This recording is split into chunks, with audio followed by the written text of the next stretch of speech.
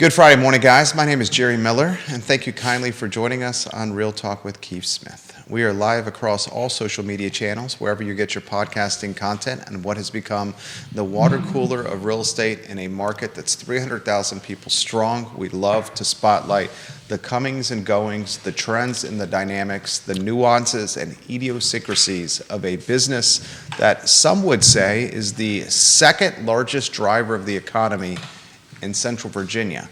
A white paper authored by the Chamber of Commerce and commissioned by Albemarle County and the city of Charlottesville said the defense sector had a $1.3 billion impact on the local economy. I'd be very curious to see a similar analysis done for real estate to see if it supersedes that $1.3 billion impact or not. We do know now that tourism in 2023 had a $957 million impact on Charlottesville and Albemarle. 957, 7,000 jobs, and $47 million in tax revenue. I would bet you real estate's going to surpass those totals.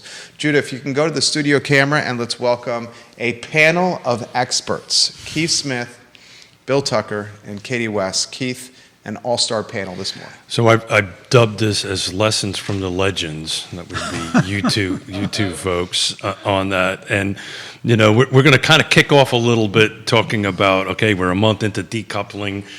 What the hell's going on, right? Maybe it's the right question for it. But you guys are pros. But for quick, Katie, just introduce yourself, and then we'll let Bill introduce himself, and then we'll kind of move on real quick. I am Katie West. I am the general manager of Charlottesville Settlement Company. We've been in business since, 2007?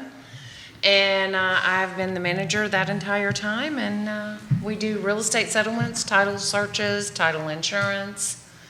We do anything and everything to do with closings. How many transactions do you do a year, roughly? Oh, Lord.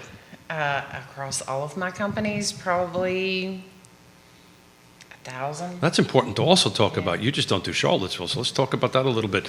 And if you don't mind, if you could just get a little closer to the mic. Sure, Because absolutely. everybody wants to hear every morsel of word and syllable. Absolutely. Especially, I mean, Roger Voisinay, love Bill, love Katie. Literally giving you some props right now. Well, we have an office in Lynchburg. We have one in Nelliesford at the base of Wintergreen. And then we have one in Withville, and we have a new office in Crozet.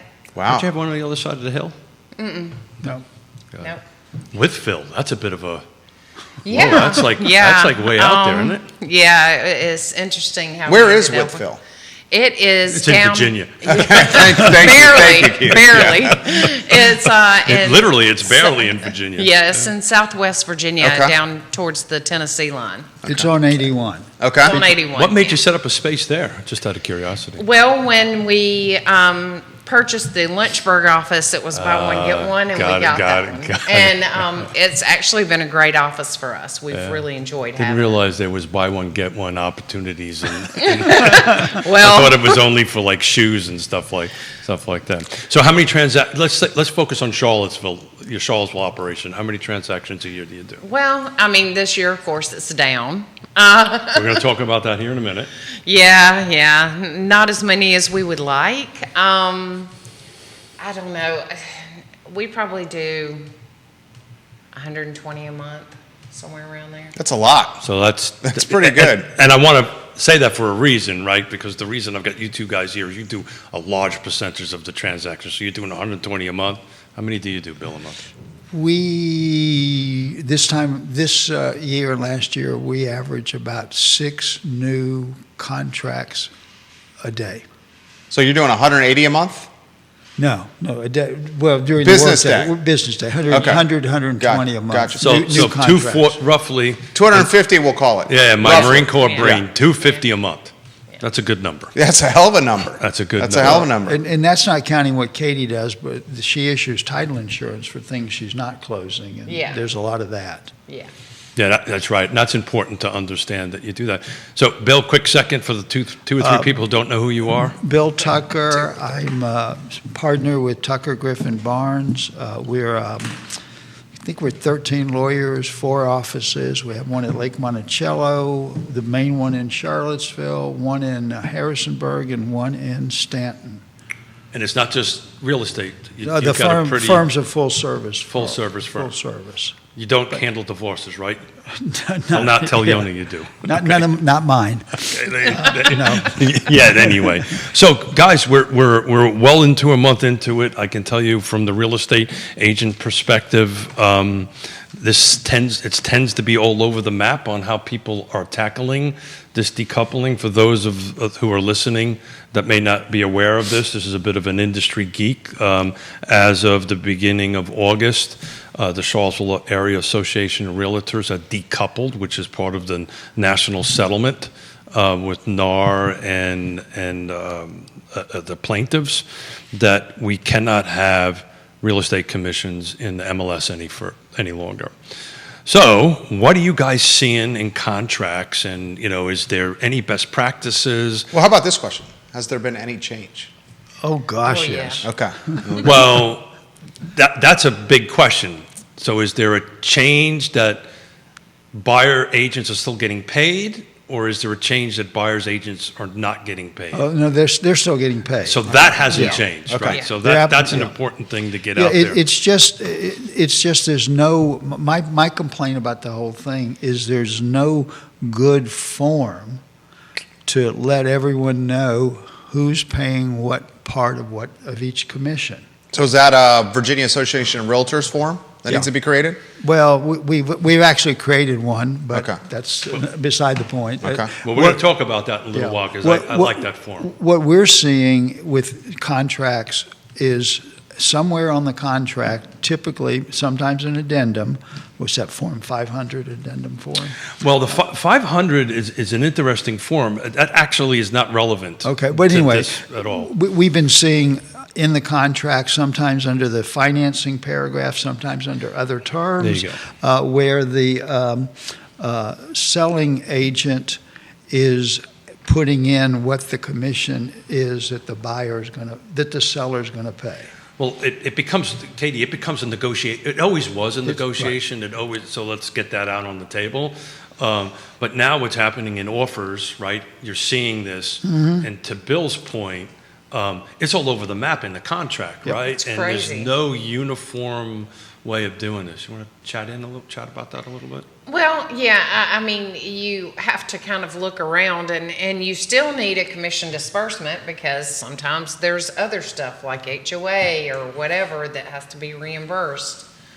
There are other items on top of just the commission that we need to know. So that creates a whole nother problem, because then you end up with, maybe it's in the contract and you need a commission disbursement, or you have the form that Bill and them created and there's notes on the side, or there's a commission disbursement. I mean, it's just. So this is making your job way harder. Well, yeah. The closers have to track it down and make sure that they have everything. So they got to really read the contracts and make sure that. So from your perspective, we'll talk about the form that you and John Ralston created. Maybe somebody might have pushed you to do it. I have no idea who that person was. And John sat in your seat, and we talked about this form a couple of weeks ago. But look, we're using the standard 800, 600 form. Mm-hmm. In your opinion, where should it be in the contract? Probably in paragraph, if it's going to be in the contract, probably 29 other terms. Other terms, agree. Katie? Yep. Yeah. So one of the troubles for those and this to geek out a little bit, if you start putting it in the concession portion of it, and the language in the contract is very convoluted, and that's part of Bill's problem and Katie's problem, definitely my problem with this. If you put it in under concession and there's additional concessions, you actually could cause a problem, because certain loans only allow a certain amount of concessions. Is that right, Katie? Right. So so if you put it in other terms, it keeps out of concessions, and it's pretty clear. Yeah, So much better. is this going to be the norm for a while? You're going to be hunt and peck on where you got to go, and how can we fix this? Well, it's really funny, because I just gave a seminar at one of the local real estate companies, and that's one of the, it's a class that we do sometimes called Ask a Lawyer. I call it AAA for lawyers, or for realtors maybe. No, I think the lawyer's part is right. All right. Ask the Anyway, attorneys. and that's probably what we talked about for 3/4 of the class, of Yeah. the seminar. Katie and I gave this class. And this was about where does it go in the Where does it contract? go? Yeah. What are people seeing? I mean, are we seeing this still 6%? Or are we seeing some reductions? Well, Are we seeing reductions? Yes. Okay. Yeah. But- According to the class we did, they are. And what are we talking at? What kind of clip? Maybe 2.5%, so 5%. There's still a lot of still 6% contracts coming our way. So that's an important thing. So you're seeing, ratios you haven't broken down. One of the struggles I have as a data geek, now that it's the buyer's agent's percentages. You don't know. Now you don't know. I can tell you prior to them pulling out, because I ran a spreadsheet on it, it was the average was 5.78% out of all of it. So we've been kind of going below that 3 number for a while. So this is kind of nothing new here, but you're 100% right. We're seeing more stuff in the 2.5 range. That seems to be where things are settling out. Not that we're supposed to, steer or whatever. Just the fact of the matter is it seems to be settling at somewhere around there. We had a panel, we had Jay Dominic and John Ralston here, and one of the problems I have with the listing agreement is if you do not put in other terms, what happens to the balance? So we've had this, you've helped us out before, where we negotiate 2%, but the contract is 6%, the listing agreement is 6%, then the listing agent or the listing brokerage gets 4% in that, unless it's specified in the contract. So the people out there that are watching and listening to this, you got to make sure you're reading your listing agreements pretty thoroughly and have a conversation. What I've done before, and thank you for the help of Bill, what I did is I took my 1% or whatever I was not doing and I gave it to my buyer to pay for closing costs. Are you seeing that at all? I have not seen that, but that certainly makes sense to see it. I would think if your buyers agreed to pay you 3%, and now you've negotiated 2% in the contract, you're still entitled to the 1% from the buyer unless you and the buyer. The seller, you mean? I'm sorry. Well, got it. if you're a buyer, you're representing the buyer, and he's agreed to pay you 3%, and as part of the contract, the seller's agreed to only pay 2%. You're still entitled to extra 1%. From the buyer, though. From the buyer, but that becomes something that you could negotiate with the buyer as part of the contract. Yeah, look, I understand why this all happened, and I get it, but they sure as heck made it more confusing. And I'll just say this out there, if you take a look at the VR forms, they're just not helping us out at all. Well, you want to talk about confusing? This came up at the meeting. We were told there's one real estate company in town who, as I understand it, the procedure is now if you're going to go show a house, Keith, you're going to call Katie if she's listed the house, and you're going to ask her what's the commission that you're willing to pay. The seller's willing to pay. That the seller's willing to pay. Katie's got the listing.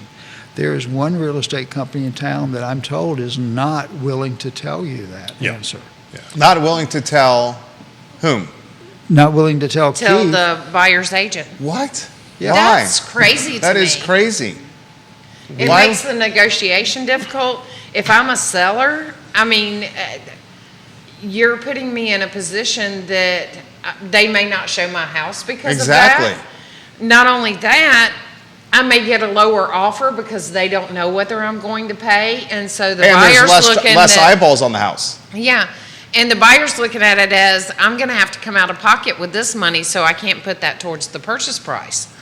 So, to me, it's hurting the seller for you not to disclose that. What's the rationale of not disclosing that? Well, we're trying to figure that out. We can't figure out where it's a plus to anybody. I'm guessing they're trying to figure out, they're going to take a series of contracts that get ratified and then figure out have they done better by not disclosing versus disclosing. So a good matrix for those who are watching in probably 1 to 2 or 3 months this year, you can start taking a look at. We will not mention brokerages and names, right? No. But I have done currently doing transactions with that brokerage, and both on the buy and the sell side. It's funny how in the contract all the commissions are showing up when I'm representing the seller from when it comes in. So I think what they're trying to do, and this is just my guess, is they're trying to force the market to be putting these into the contract. You put this in the contract. If this is negotiable, then it's negotiable. But it's very interesting. I sent you guys, and we don't have time to put it up there, but we've been digging into all the surrounding MLSs and their forms. And Northern Virginia has a box to check in the listing agreement that says, as the listing agent, it's okay for me to tell the buyer's agent how much the seller's willing to pay. And something simple like that, adding into the listing agreement that we use, will just remove that from the thing. The seller gets to make the choice of, do I want the buyer's agents to know that I'm offering X dollars? And the other hand is hey fellas, we're in the middle of a shifting market. In certain markets, we're going to a buyer's market, right? Wait till sellers start offering incentives, right? And that's going to happen. Maybe not next month or 6 months or whatever, but that shift is eventually going to happen. So to your point that we were talking before the cameras came on, this is all over the map. Everybody's doing it different ways. This is very similar to commercial transactions, right? Yes. But you know, if I'm the buyer's agent and Katie's unwilling to tell me because they've been directed by their seller to do this, or whoever, then I just have to have a conversation with my buyer and go, okay, look, we're going to negotiate this in. I'm going to do my very best to get it. If I don't get it, ultimately, to your point, my buyer broker agreement says you got to pay me X. And by the way, in our shop, we've done 3 transactions so far where, since this has been decoupled, where the buyer's paid the buyer's agent at the table, buyer's brokerage at the table. I'll highlight Carly Wagner watching. She's a realtor. Ray Cadell watching the program. You got 6 real estate firms on the show. How many of the 250 average transactions you guys do a month, your 2 firms combined, how many have compensation for buyers' representatives coming from the buyers themselves? I have only seen a handful. I haven't seen many at all. I don't see a lot either. We've done Okay. 3, and they all had a 1 in front and a bunch of 7s after it in the transaction. A bunch of 7 zeros after it. So these were $1 million, is that the right number? Yes. Yeah. $1 million sales and up that the seller refused to pay, and we ended up having the buyer pay buyer at the paid. closing table. And that was in the clip of, you said 1%? No. Was that based on a percentage of sales price? So it was based on a percentage of sales price and whatever was in the buyer broker agreement at that time. Understood. Right, so they were very different. Yeah. But the buyer broker agreement, and then ultimately that's what happened. We enacted the buyer broker agreement. We told the buyer, okay, we can do this. This is how this is going to go. And as long as they understood it, they had zero problem with it at all. And back to what's going to change, nothing, but everything, right, at the same time. And I suspect, Keith, those were probably cash buyers, those million plus buyers. Yeah, they actually were. Yeah, so Yeah. we're talking a different buyer. Yeah. We aren't talking the first-time home buyer that's trying to come up with their down payment money. When you get into that situation, that is where having to pay that commission becomes a big deal. And so how do we do that, right? You're saying the seller, that becomes a big deal. Or the first-time home buyer, you're saying? The first-time Got home it. 'Cause buyer, they're stretching you're their trying dollar. to come up with your down payment money, Yeah. your 20%, so you don't have to pay PMI, and now you're supposed to come up with this other 3%. I mean, that's harsh. It is That's harsh. beyond harsh, and that is where the struggle is, and that's where the rubber is meeting the road to the first time. These folks have been getting hit left and right. No inventory, prices are climbing. We're going to talk about that here in a little bit. You got brokers and agents chiming in. You want me to throw them to you? Cynthia Hash, offering some perspective. In those cases, Keith, Bill, and Katie write the buyer broker co-op fee in the contract offer. She also says NAR's clear cooperation policy is already on the chopping block. I personally asked NAR to get rid of coming soon clear cooperation back in January. Carly Wagner conversating with Cynthia in the chat and on our show. So the program's truly dynamic right now. In fact, the comments are coming in quickly.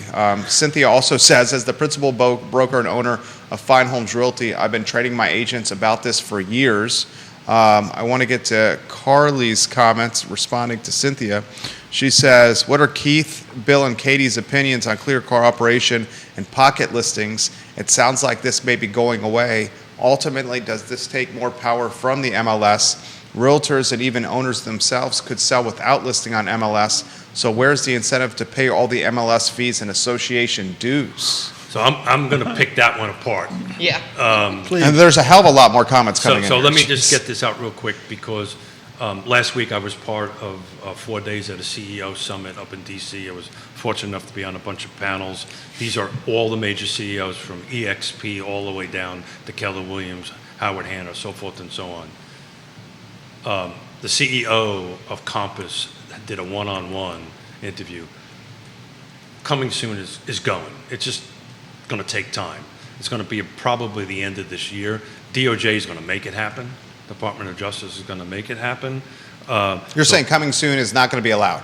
I would predict by the time we do this show next year, coming soon will be out of circulation. But Will not be could allowed. the sellers themselves utilize their social media for coming soon with language and marketing collateral provided by the seller's representative? So as the real estate agent on the realtor on the thing, the answer is yes, and always has been yes. So as there's the workaround right with there. the caveat, Yeah. you can't put it in MLS. Well, I mean, let's Right, cut to but- the chase. I would imagine most of buyers are now finding homes and opportunities not on the MLS anymore.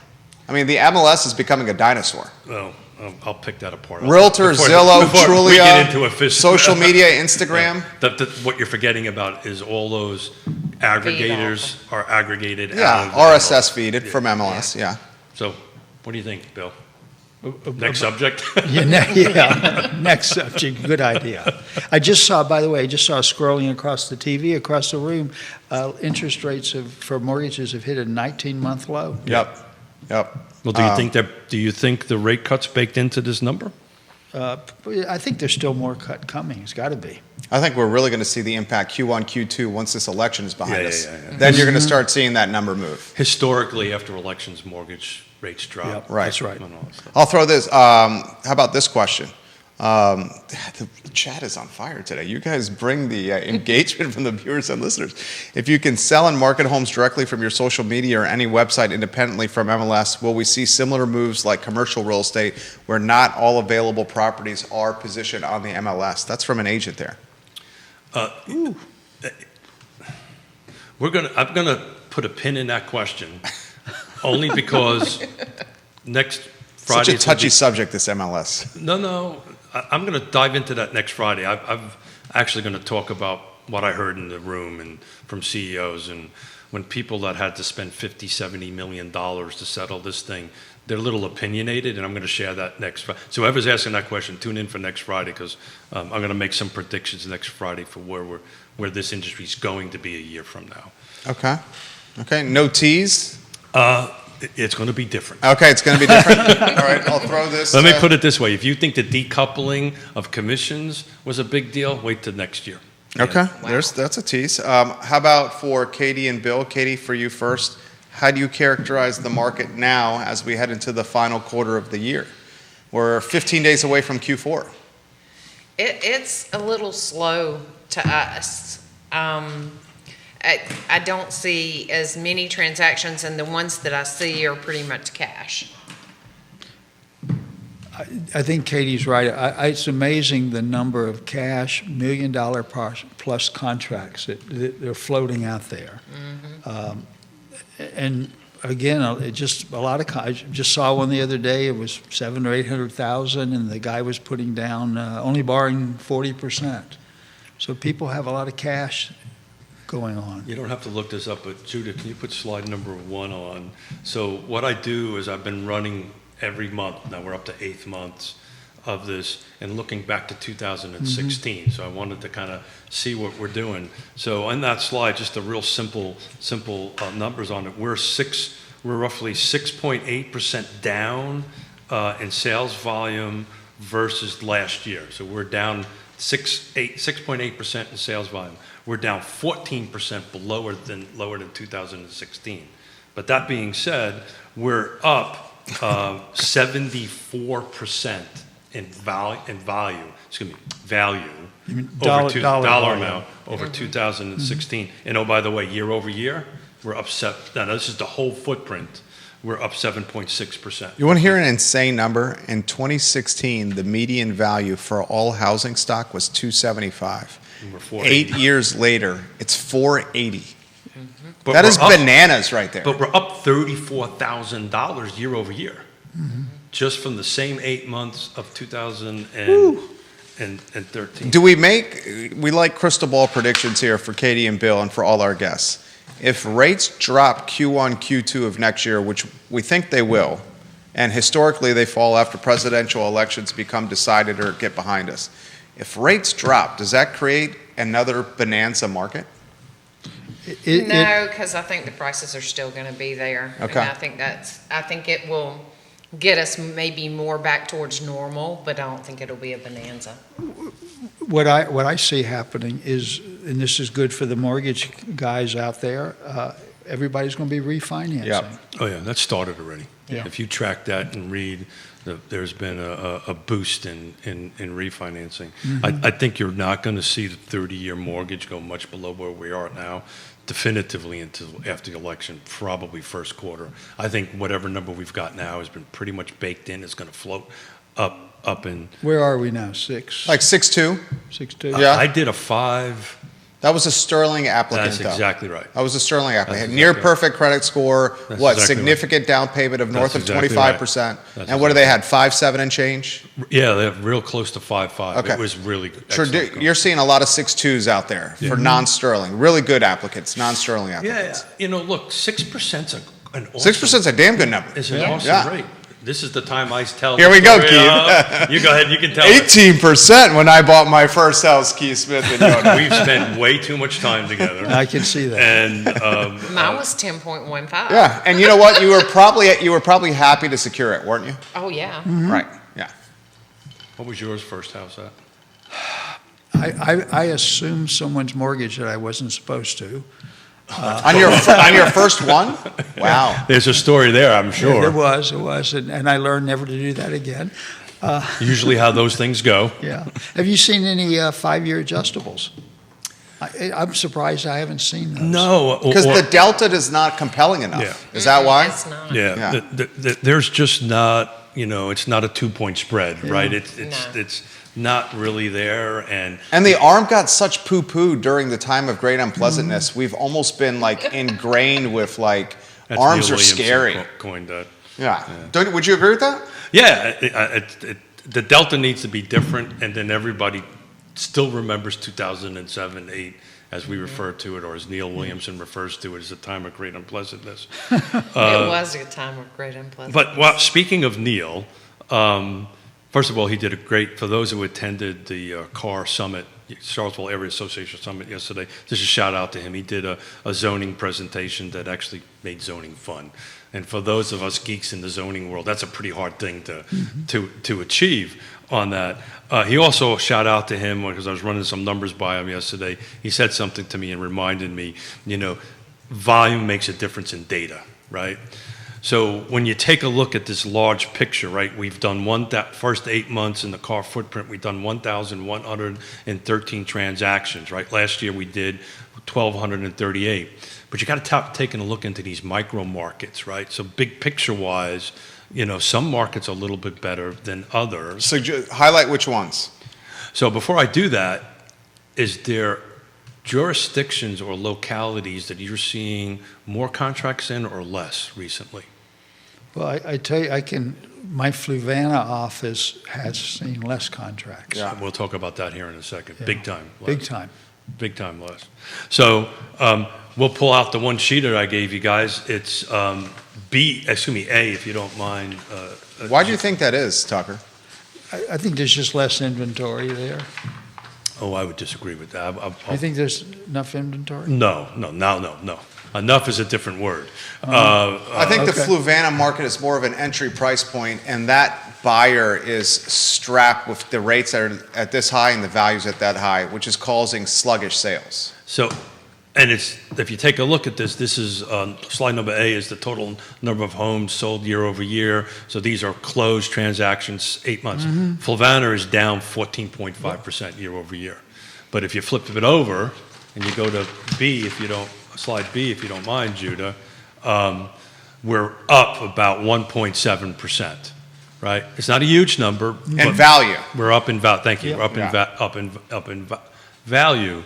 But when you go back to slide A, and I'm sorry, Judah, to do this to you, but just look at, to Neil's point, look at the volume of Albemarle County versus the rest of the jurisdictions. I mean, clearly Albemarle County is the 10-ton elephant in the room where the volume, but they were down 10%. Yeah. So talk about that year over year. Albemarle County was down 10%. City of Charlottesville was down just a skosh, 1.3%. Greene County, and this is my conversation with Neil yesterday, is one of the stellar folks. They're up 15% right now. It's only 181 units versus 157 units, so it's not even a little over 10% of what Albemarle County does. Right. Fluvanna is down 14. Nelson's flat. When we look at the numbers on Nelson, it'll be really interesting. Louise is up 7, right? So, certain jurisdictions are up in transactions. Well, why do you attribute Fluvanna being, this really puts it in perspective. Fluvanna's down 14.5% in units sold. But it's up 1.5. And its neighbor, Louisa County, at the same time is plus 7%. And the values are essentially flat. What do you attribute it to, Fluvanna? Me?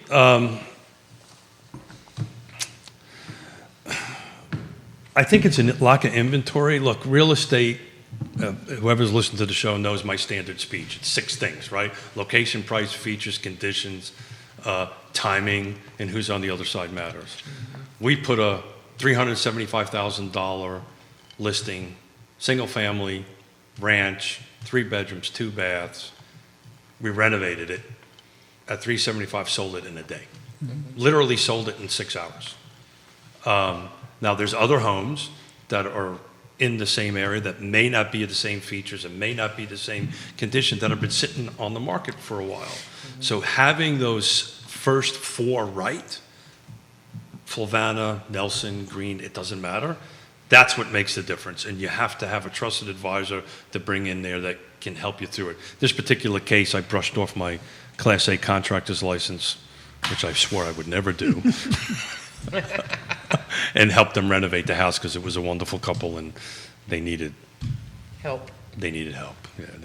How many of the buyers, Katie and Bill, are out-of-market buyers? Of your 250 deals on average a month? I would say 20% maybe? Damn, Yeah, I would have guessed a quarter. that's a lot. It's funny. I always ask people that are moving into the market, what brings them to Charlottesville. How many answer UVA? Some of them UVA, a lot of them, my kids were in school before and I just always loved it and I wanted to come back, or I've got kids in Richmond and didn't want to live in Richmond. But we're still a market where people want to come to. Here's a follow-up question. 20 to 25% of your deal flow is an out-of-market buyer. How many of those are cash? A good many. Because they sold something up the eastern seaboard and brought the money with them? Yeah. There's that. Well, while you guys are talking, I'm going to... I don't think people realize the impact of what they're saying is going to have on this, on the dynamics of our community. It's becoming extremely wealthy and homogenous. I printed it this morning. I didn't get a chance to send it out to everybody. Inman, this is a real estate trade. I was going to say magazine, but I don't think we do that any longer. No. Can you pass the phone book over there? Do you have any Morse code you The would like to yellow use? pages. The yellow. I'm just Yeah. having with you, Keith. If you would just look on my desk. He's got the yellow pages on there? No, I got a Rolodex. Oh, he's got a Actual Rolodex. There you go. Rolodex. I do too. I kid because I care, Keith. I kid because No, you're 100% right. Baby boomers own 1/4 of all the large homes in the U.S., and they ain't selling. Yeah. 54% of boomers who own their own homes said that they plan to live in them until they die. Won't read the rest of the article. So the reality of it is there are inventory forces here that we've never seen before. Right. We're not building enough. The boomers are staying. Frankly, I was part of the problem because all the houses I built out in Lake Monticello, the 600 I built, we were back in the 80s and the 90s, if you probably remember, age in place, universal design, right? We were building all these homes that people in their 40s and their 50s were buying that they don't have to move out, Exactly. as some of them will say, until you put me in a pine box on that. So that's not going to change. So the inventory, in my opinion, is in a 10-year level. We might see a small increase, but the buyer pool is going to get deeper and deeper and deeper, which is going to put pressure on prices. But while Jerry asked another question, I want to tell you over the last 30 days of all of Car Footprint, how many transactions were cash. I'll tell you that in a second. Viewers are coming in, comments are coming in. How about we throw this to you guys? One variable not always mentioned in surging home prices is that from 2020 to 2022, many people actually did add substantial value to their home by investing in renovations, additions, pools, etc. during COVID. So while supply is definitely a huge factor, there is an additional bump that cannot be fully quantified because it's so unique to each home and can't be tracked or separated. I know we put over $100K in improvements to our home in these years. That's from Carly. Carly, you're making the program better here. A lot of people are blown away by the 20 to 25% buyers are coming in from out of market, and most of them are using cash to purchase that are coming in from out of market. Do you think that trend continues? People are asking that question. So how long have you been doing this in this marketplace, Bill? 40 plus, maybe, 40 plus years. Katie? 17, almost 18. So I've been doing it since '87. We've always had people from outside our market. But at this clip, though? I think so. I don't Yeah. think it's, I think so too. Okay. And we also, a lot of our sellers are leaving the areas because we have a lot of flow in and out in this market. You know, and over the years, we've had Engine come, we've had, UVA is always hiring and such, and DIA, all of that. the defense industry's added. We're just a great market.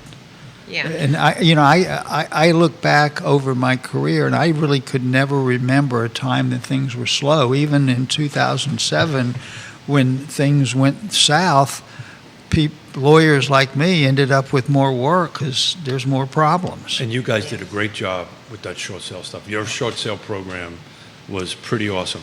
So last 30 days, Car Footprint, we had 298 closings, actual closings. 100 of them were cash. Wow. And I'm not sharp enough to do the percentage. That's 1/3. 290, you said. 298. Yeah, Yeah, it's 1/3. so 1/3. So we've been holding about 33 to 40%, somewhere in that range. But 100 of the 198, The 298, you said. 298, excuse me. Thank you for keeping me straight, Bill. You do that regularly, by the way. It's as good as his job. It's good as his job. So we don't see more inventory coming. We see interest rates going down. We see buyer pool getting up. To Jerry's question, is this insanity of 2001 and 2002 going to happen? Or we're going to act more like a normal market? And much like the time of great unpleasantness is gone, the unicorn years are gone, are we going to see more normalcy in the marketplace? Is that making sense? I think so. Yeah. I think that's where we're going back to. Yeah, I agree. Of course, Bill? normal here is still different than normal somewhere else. True. Does the pendulum swing to a balanced market in 2025, or is it still the seller in the catbird seat? Unless the inventory improves. I think it's still a seller. So I'm going to do this. So I belong to Altos Research. I pay a little bit of money to do that. They are like the national brand. They make the breath mints? Yeah. Thank you, Jerry, for saving me. They're the ones that everybody looks to. So you put in zip codes, right? So 22901. Oh, this one's cool. I like this one. 22901, and I don't know if Judah can do that live. We tried to do this once. I'm not sure if we can do it. But they have a matrix that they've created, right? And it's a 0 to 100. 100 is pegged all the way over to seller's market. 0 is a buyer's market, and they've determined in their matrix is that 30 is the difference, right? When you are above 30, you're in a seller's. When you're below 30, you're in a buyer's. 22901, right, is currently at a, hold on a second here, I'll read the number, make sure 45. Excuse me, 47, my apologies, 47. Last month it was at a 45. So 22901 zip code is actually very strong in the seller's market. But 22902, so those who are tracking that, it's That's like Charlottesville. It's Charlottesville, Yeah, but the city. way they split it is 250, city, right? Yeah. North and south. Watch this.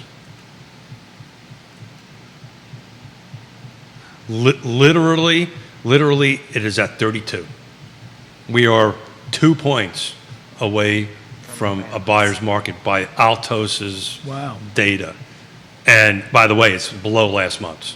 So again, you'd have to get on the map and figure out where the two zip codes are, but it pretty much runs west of 250, right, going towards Crozet is 22901, and then south of that is the Charlottesville, Belmont, further south into that, into 22902 is right at 32. And last year, excuse me, by the way, last month index was 34. So we're going backwards.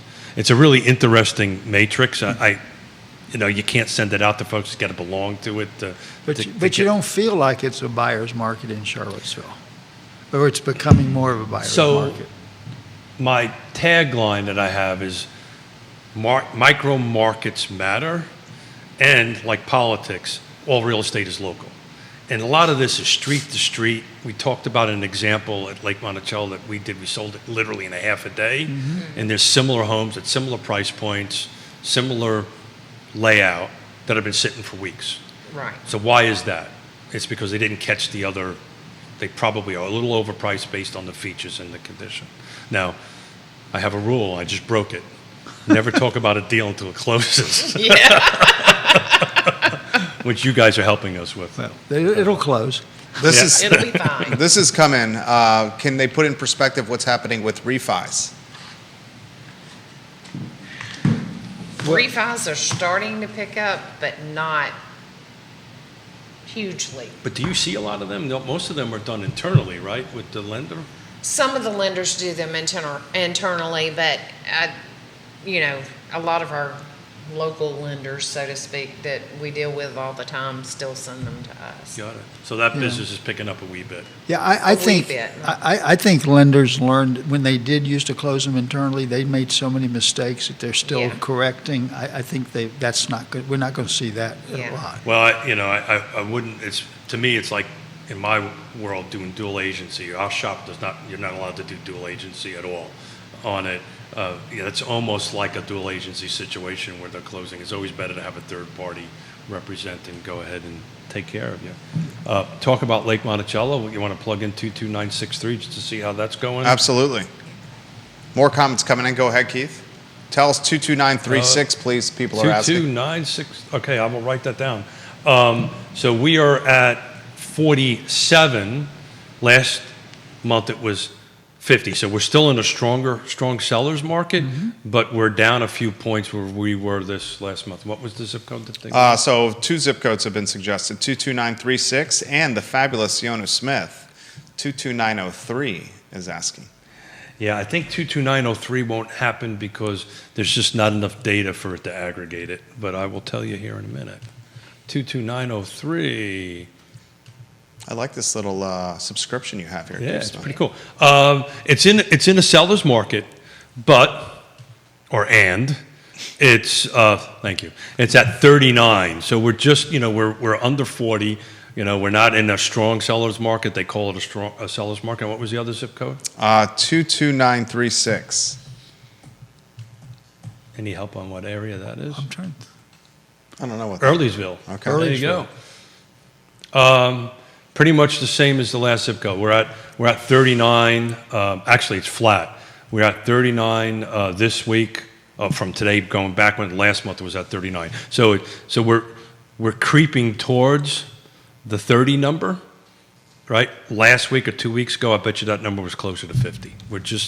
The market is shifting, and it's a buyer's market that none of us have ever seen before, right? Normally, buyer's markets, right, inventory is ratcheting up. That is not what's happening here, and it's really street by street, house by house, block by block, subdivision by subdivision, in my opinion, on how that's going to work. What you got there, Jerry? This question's come in on buyers, what they can do to get a stronger position on purchasing houses. That's a good question.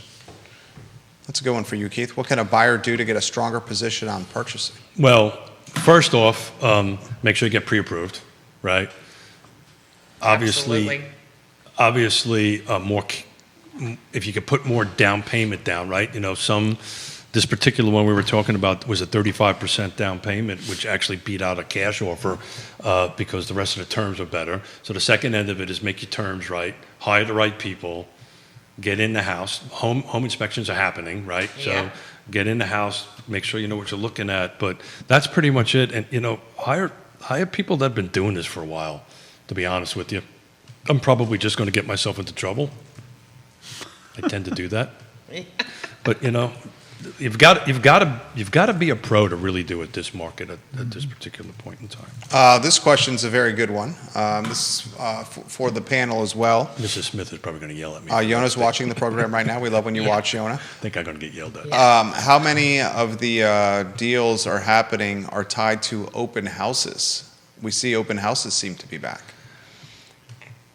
I don't really That could have be more any of way a- to know that. be more of a Keith so question. I will tell you the whole world of open houses have come back again. People are going back into them. Again, if you're at the right location, right price, right features, right condition, you generally never get there, right? The market will move that fast, right?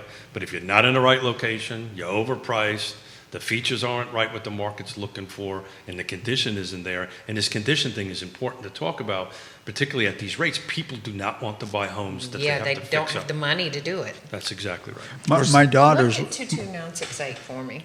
well, he does that. My daughter, talking about open houses, my daughter's 968. thinking of moving back from Richmond to Charlottesville. Ooh. And she's been doing a lot of open houses, and she says that it's kind of fun to do that. No, open houses galore. It said Katie West lives here. I can't do it. You're strong. And we've been talking about Greene County for a while. Greene County is going to be the rock star going forward. It's about, depending on who you talk to, a couple of thousand new construction units that are going to be How do you feel about that, Katie? cycling through going.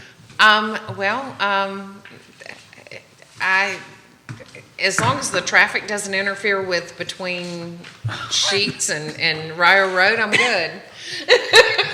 Couple thousand new units coming to Greene. You're Yeah. at 44.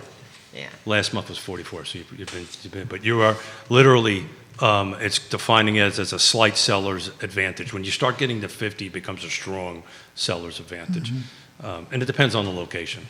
How about the topic that's coming on the feed? Kevin's brought it up, Yancey. Price modifications, price adjustments. I just call them price cuts, depending on how they're positioned. We're seeing a lot of those now.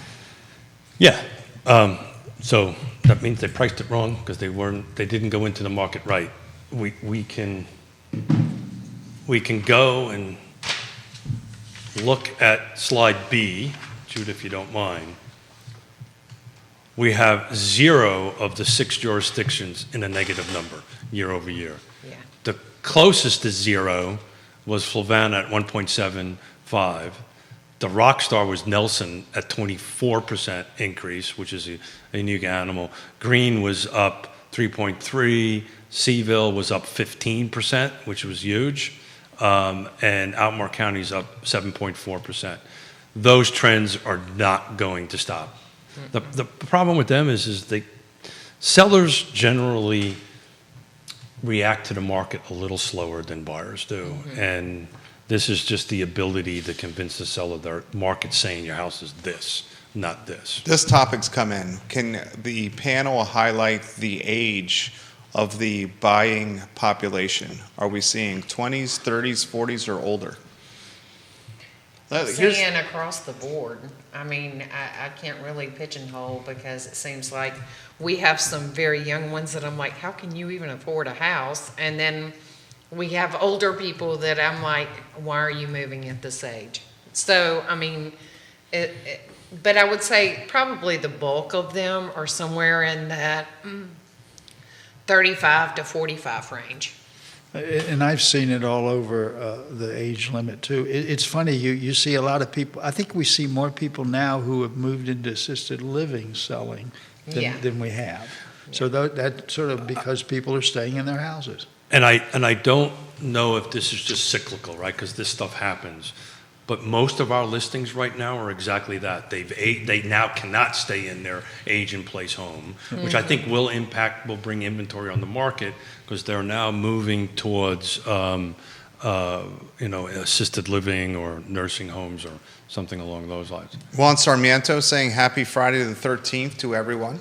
It is Oh, I Friday. forgot about that. Friday the 13th. To answer your question, National Association of Realtors, I've been a little harsh on them for a while, but they are awesome at statistics, right?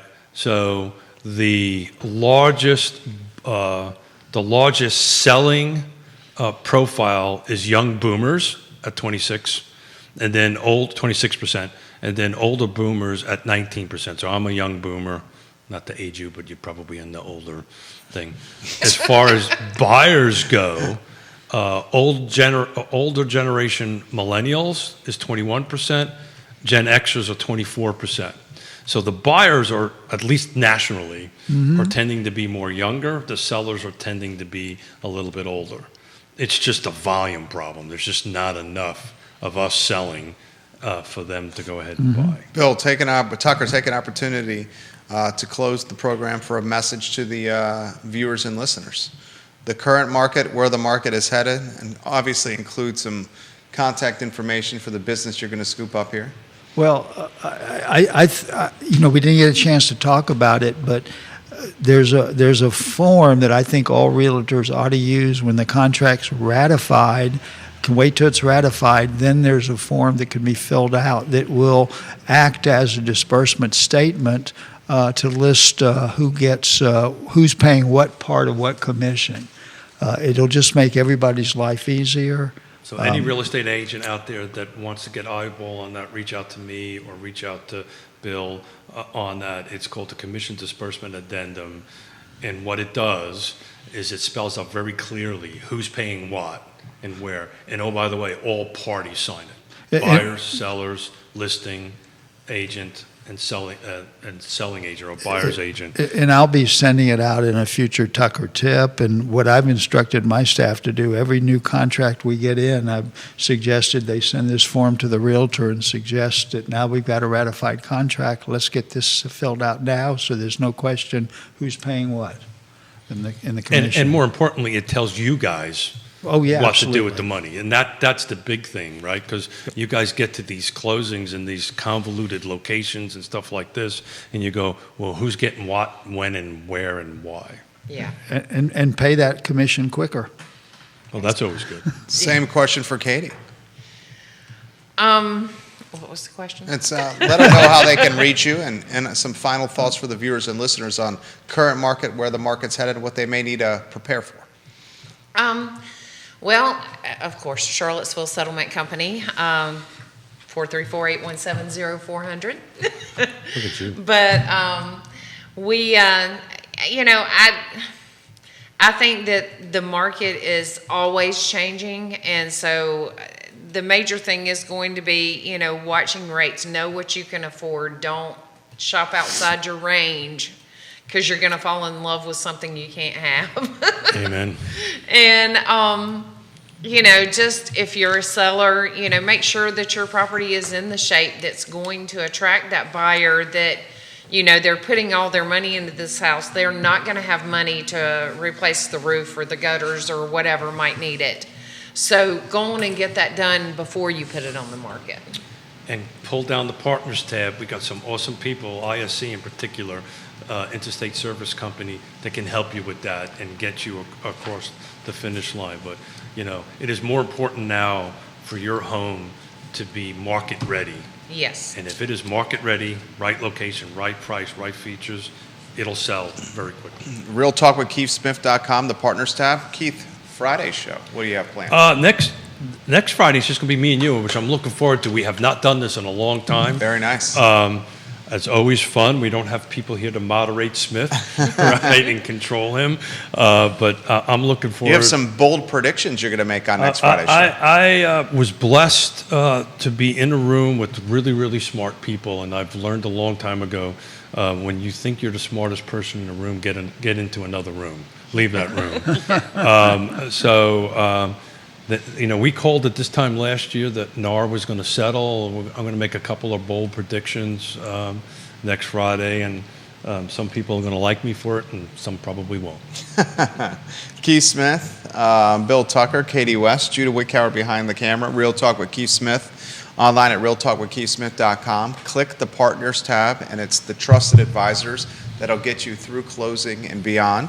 He's vetted these folks personally, been in business since 1987, Keith Smith, in this game we call real estate. The I Love CVille show up at 12:30 p.m. So long, everybody, and thank you for joining us. Thank you. Thank you. It's a wrap. You'll let us know when that